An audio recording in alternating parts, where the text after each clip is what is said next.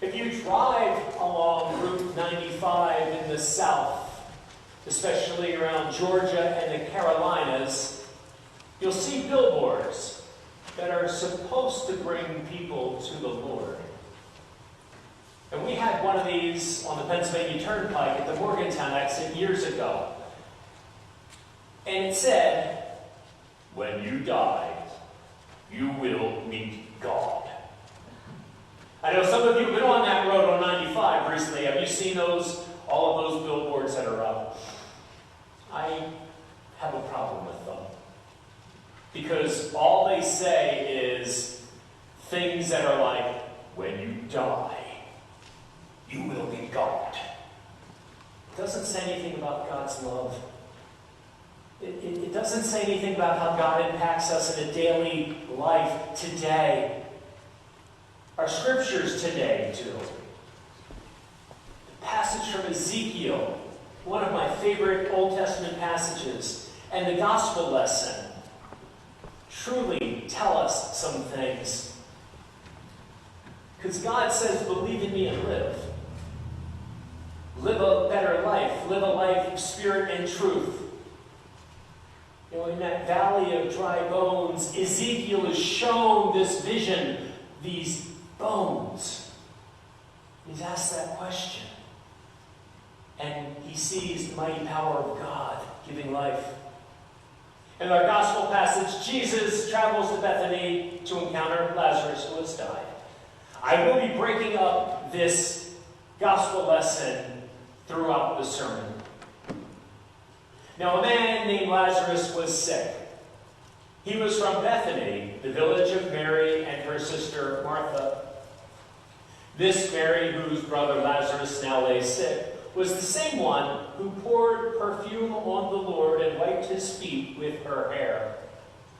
So the sisters sent word to Jesus, "Lord, the one you love is sick." When he heard this, Jesus said, "This sickness will not end in death. No, it is for God's glory, so that God's Son may be glorified through it." Now Jesus loved Martha and her sister and Lazarus. So when he heard that Lazarus was sick, he stayed where he was 2 more days. Then he said to his disciples, "Let us go back to Judea." "But Rabbi," they said, "a short while ago the Jews there tried to stone you, and yet you are going back?" Jesus answered, "Are there not 12 hours of daylight? Anyone who walks in the daytime will not stumble, for they see by this world's light. It is when a person walks at night that they stumble, for they have no light." After he had said this, he went on to tell them, "Our friend Lazarus has fallen asleep, but I am going there to wake him up." His disciples replied, "Lord, if he sleeps, he'll get better." Jesus had been speaking of his death, but his disciples thought he meant natural sleep. So then he told them plainly, "Lazarus is dead, and for your sake I am glad I was not there, so that you may believe. But let us go to him." Then Thomas, also known as Didymus, said to the rest of the disciples, "Let us also go, that we may die with him." Did you notice who said that? Let us also go, that we may die with him. Who was it? Thomas. And what do we know of Thomas? What do we call Thomas? The doubter. Because in the traditional gospel lesson for the Sunday after Easter, it is Thomas who was not in that upper room, and he said, "I won't believe until I see the wounds and put my fingers into them." Now we'll hear more about that in a couple of weeks. But I want to just say something about Thomas here. He gets called the doubter, yet he's the one who says, "Let us go and die with Jesus." He gets it. He is the one willing to go. He's the one willing to give up his life for the Master, willing to sacrifice his own safety and security to do the call of God. Thomas, by giving up his own life, is gaining true life, that connection with God. For we do not give up our own lives, we cannot fully connect with God. We can read about God. We can study and learn about God. We can believe in God. But if we don't give up our lives, we don't give up everything to be a follower of God, we put too many stumbling blocks in front of us, we can't fully experience God. We need to die to self, that we can rise with Christ and begin to live. So in our Old Testament passage, we travel with Ezekiel to the valley of the dry bones, where God's power is shown. He sees this valley. He sees the valley of the dead, and God asks that simple question, can these bones live? Now Ezekiel gives the very safe Sunday school answer, doesn't he? Sovereign Lord, you alone know. And God responds by telling Ezekiel to prophesy, speak the word of the Lord, and life begins. This is the beginning of discipleship, recognizing the dry and dusty bones of our lives, those times when we feel dead inside, when God's Spirit is not felt, but when the Spirit, the breath of God, comes in contact, life emerges. This life is so connected to God that we cannot live without Him. We read in Genesis that God breathed His breath into the lifeless form of humanity, and only then did humanity awaken. We have this breath of God. In Hebrew, the word is ruach. In Greek, pneuma, spirit. However, so often we ignore it or just do not recognize it. We become a nation of secular believers, practical atheists. Studies show that in the United States, there are still over 80% of the nation that believes in some form of God, some higher being who created, but go around their daily lives without God being important. It's an attitude of indifference towards God. And some of these folks even go to church, go through the motions of worshiping that otherworldly out there God for an hour a week, and return to the grind of daily existing, but hardly living. Jesus provides us with the life. Picking back up at verse 17, on his arrival, Jesus found that Lazarus had already been in the tomb for 4 days. Now Bethany was less than 2 miles from Jerusalem, and many Jews had come to Martha and Mary to comfort them in the loss of their brother. When Martha heard that Jesus was coming, she went out to meet him, but Mary stayed at home. Lord, Martha said to Jesus, if you had been here, my brother would not have died. But I know now, even God will give you whatever you ask. Jesus said to her, your brother will rise again. Martha answered, I know he will rise again in the resurrection at the last day. And Jesus said to her, I am the resurrection and the life. The one who believes in me will live even though they die, and whoever lives by believing in me will never die. Do you believe this? Yes, Lord, she replied, I believe that you are the Messiah, the Son of God, who is to come into the world. Jesus says those words, I am the resurrection and the life. The one who believes in me will live even though they die, and whoever lives by believing in me will never die. Do you believe this?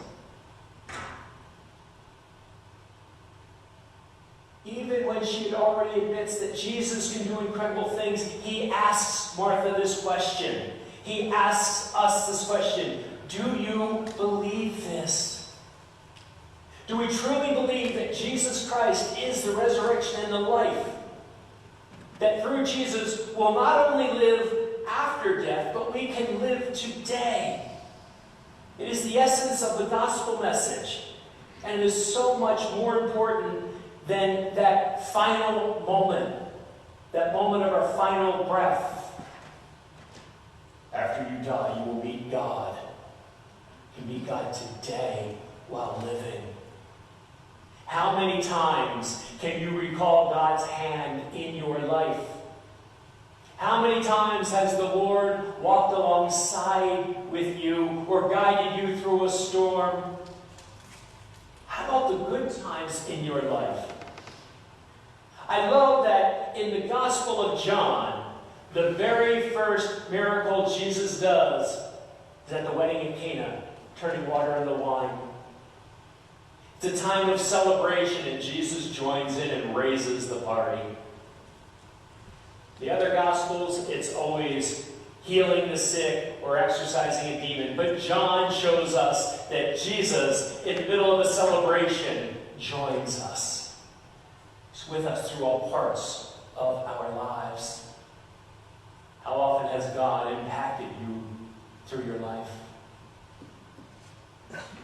Through this Lenten season, we've been studying discipleship, where we give up our lives and allow Jesus to become our master. So are there aspects of our lives that we still need to turn over to Him, that we still need to sacrifice so we may follow Jesus? What still needs to die that we may be reborn?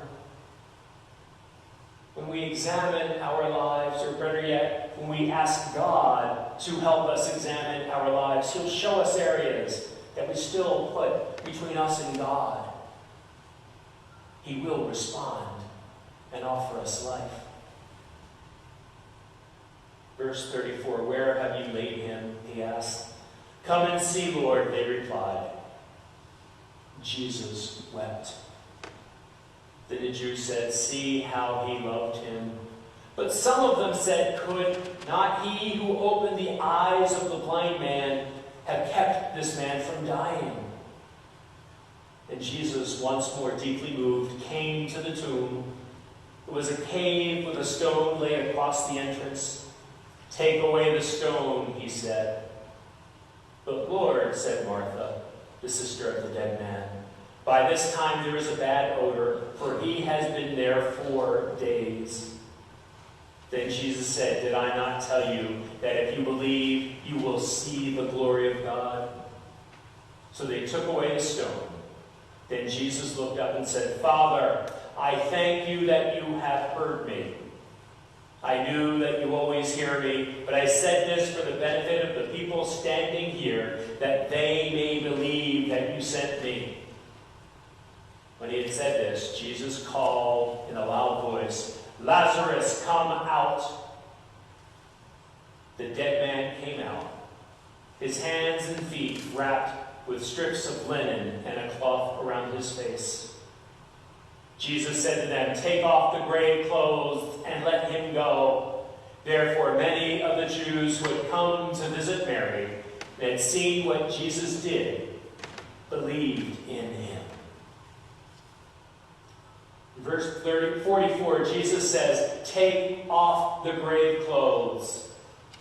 In other translations of the Scriptures, it is "unbind him" or "loose him." Jesus not only calls us forth in life, calls us to live, but he unbinds us. He unshackles us from anything that can prevent us from living a full life with God. God told Ezekiel to speak his word, and as the breath of life blew, Ezekiel saw the bones become alive again. Ezekiel's vision reminds us that true life is available, even in the parched valley of dry bones in our lives. And Jesus called Lazarus out of the grave. And Lazarus saw life, as did those around him.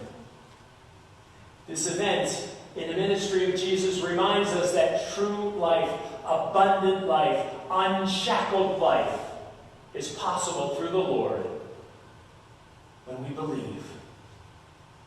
when we give up the control of our lives to God and we believe, we too see life.